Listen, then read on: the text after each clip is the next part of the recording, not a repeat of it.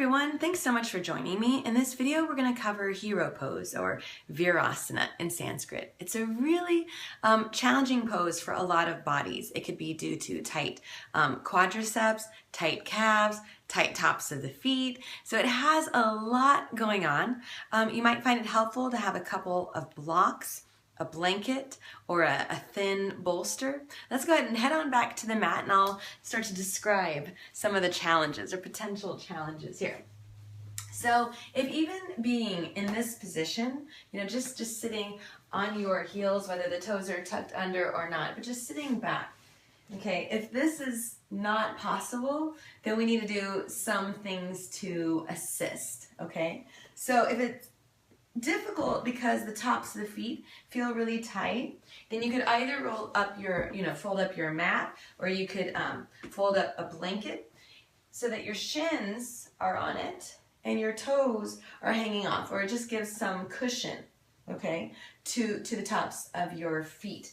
If it's because your knees won't seem to bend that deep because either the quadriceps are really tight or the calves, then you could just sit, put a block, and I think my head's going to be out of the range, but you could put a block or some folded blankets in between your seat and heels.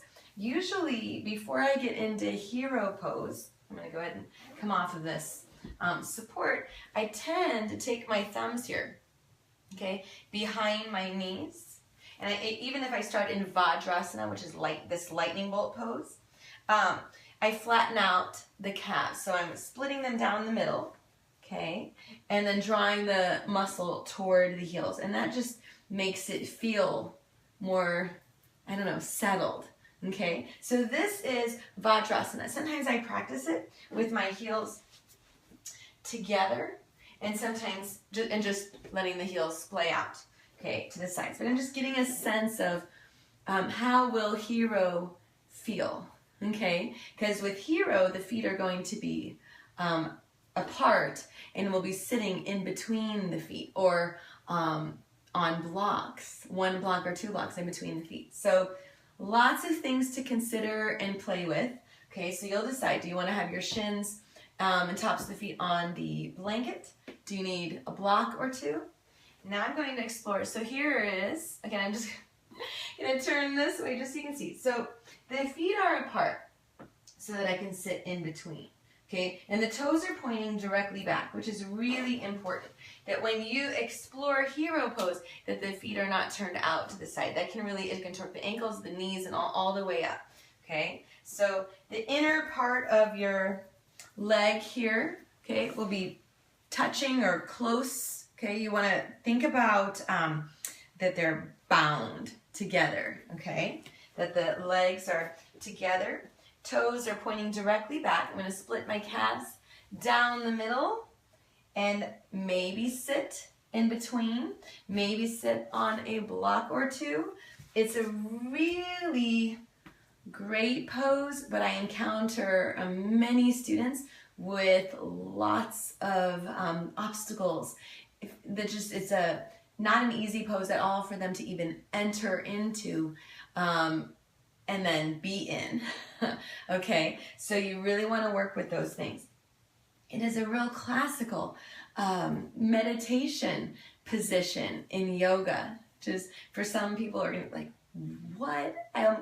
To be in this for minutes upon minutes. Okay, so you'll just find your threshold where you're still breathing really well, where you feel like you have open channels, okay, coming up the feet. So there's still the center lines of the hips, center lines of the knees, center lines of the ankles. Okay, so I'm sitting here, I'm very comfortable in this position, and I don't remember ever it being a challenge for my body. So a couple things. So after I've split the calves kind of down the middle, flattened out the flesh a little bit, I drop the skin of the knees, I draw it upward, lengthening the spine, and then while I'm in the pose, and I'm going to go ahead and turn to face you, okay, now I start to work on additional length, expanding upon the length. The knees, the legs are going to want to splay out to the side, so I'm going to keep trying to draw energy up the body and in toward the midline. If finding length in the torso. And then from here, you can explore side stretches, okay, twists, a forward fold. Okay, a lot of the time what is offered in class are ways to make this more of a supine position, heading toward laying all the way down, okay? So you would usually, if you're going to explore that, you want to be toward the front of your mat.